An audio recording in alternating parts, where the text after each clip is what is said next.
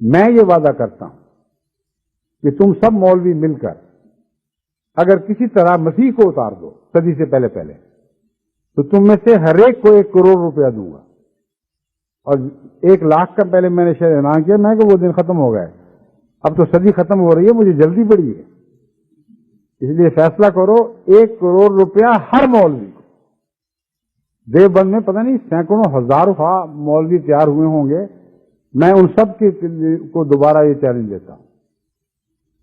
میں نے کہا اعلان کر دو کہ ہر اس مولوی کو جو یہ دعویٰ ہی کر دے کہ میری کوشش سے اترا ہے اور میری دعائیں مقبول ہوئی تھیں, میں بحث نہیں کروں گا, ان کی بات مان جاؤں گا. 1 کروڑ کی تھیلی ان کو پکڑائی جائے گی. بعض دفعہ ہوتا ہے کہ دعا کی کسی نے, پتہ نہیں کس کی قبول ہوئی, اور دعویٰ کوئی کر بیٹھتا ہے. بچپن میں حضرت مسلم موت کے ساتھ سفر کرتے ہوئے قادیان جاتے ہوئے بٹالے سے ڈرائیور نے کہا کہ پیٹرول ختم ہو گیا. رات کا وقت تھا. ہمیں ختم ہو گیا, میں نے کہا ہاں جی ختم ہو گیا. قادیان بھی نہیں پہنچے گا, اس کا سوال ہی نہیں نظر آتا. جو سوئی ٹچ کر رہی ہے آخری بٹالے سے اس لیے نہیں بھروایا کہ رات کا وقت تھا, وہ دکان بند ہو چکی تھی. پیٹرول پمپ 24 گھنٹے نہیں کھلا کرتے تھے. حضرت مسلم موت نے فرمایا کہ دعا کرو کہ اللہ اسی پیٹرول میں ہمیں قادیان پہنچا دے. جس کی دعا مقبول ہوئی اس کو میں 2 گیلن کا پیٹرول تحفہ دوں گا. 2 گیلن کا ڈبہ ہوا کرتا تھا. اب پتہ نہیں کس نے دعا کی, میں بھی لگا رہا لیکن بھولا نہیں. قادیان جب پہنچے تو میں نے شور مچا دیا کہ میری دعا سے قبول ہوں, پہنچے ہیں مجھے دیں. اب حضرت مسلم موت نے جھگڑا نہیں کیا, یہ نہیں فرمایا کہ تمہاری کیا حیثیت ہے, میں بھی تو کر رہا تھا. کہ ٹھیک ہے میں وعدہ کر چکا ہوں, 2 گیلن مجھے پیٹرول دلوایا تو میں بھی اسی باپ کا بیٹا ہوں, ایسا ہی وعدہ پورا کروں گا. ہر مولوی دنیا کے پردے میں جہاں کہیں ہو, ہندوستان کا تو خاص طور پر پیش نظر ہے, وہ مسیح کو اتار دے آسمان سے, دعائیں کر کے گیریا ازاری کر کے جو چاہے کرے, آتا جائے اور 1 کروڑ لیتا جائے. پھر مجھے خیال آیا کہ مسیح کو یہ کہاں اتار سکتے ہیں بیچارے, مسیح تو بہت پاک وجود ہے. دجال کے گدھے کوئی پیدا کرتے. میں نے کہا اچھا مجھے یہ بھی منظور ہے. مسیح تو دور کی بات ہے, اگر صدی ختم ہونے سے پہلے وہ دجال کا گدھا ہی بنا کے دکھا دو جس کے آئے بغیر مسیح نے نہیں آنا, تو پھر 1 کروڑ روپیہ ہر ایک مولوی کو ملے گا. اور یہ دعویٰ میرا آج بھی قائم ہے. اب تو اس قسم کے چیلنجوں کے وقت آ گیا ہے. ہاتھ کنگن کو آرسی کیا, مسیح کو اتاریں اور جھگڑا ختم کریں. میں اور میری ساری جماعت تو پہلے بھی مسیح کو مانے ہوئے ہے, ایک اور مسیح کو ماننے میں ہمیں کیا آر ہوگی.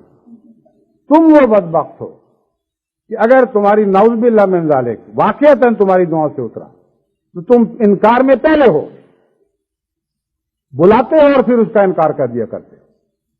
ان یہود کی تو مشابہ ہو جنہوں نے بڑے گریا ازاری کے ساتھ مسیح کے آنے کی دعائیں مانگی تھی, دیوار گریا سے سر پٹکا کرتے تھے.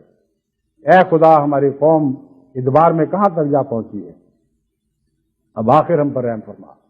اس منجی کو ہم نے بھیج دیا, لیکن جب خدا نے اس منجی کو اتارا تو جانتے ہیں اس سے کیا سلوک کیا. تو وہ آنے والا تو آ چکا ہے اور کوئی نہیں آئے گا. تم جتنے جتن کرنے ہیں کر دیکھو, مگر اگر تمہیں وہم ہے کہ تو آئے گا تو میں تمہیں یقین دلاتا ہوں کہ تم انکار میں سب سے پہلے ہو اور اسی محرومی کی حالت میں مر جاؤ گے. بس اب یہ دلیلوں کے وقت نہیں رہے, اب تو ایسے آسمانی نشانات کے وقت ہیں جو بزرگوں اور متقیوں پر آسمان سے وہی الہام اور کشوف کی صورت میں اتریں گے, اور ان بدنصیبوں کو ان کی ناکامی اور نامرادی کی صورت میں دن رات ان کی زندگی کا عذاب بن جائیں گے اور کچو کے دیں گے کہ کر کے دیکھو جو کرنا ہے, تم ناکام اور نامراد رہو گے.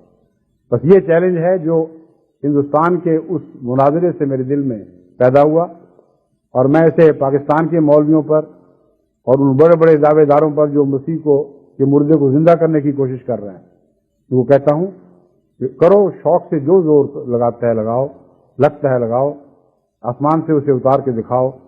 جماعت احمدیہ کے خزانے ختم نہیں ہوں گے اور تمہارے کروڑ کروڑ کی تھیلیاں عطا کرتے چلے جائیں گے, مگر تمہارے نصیب میں آسمان سے ایک کوڑی کا فیض بھی نہیں.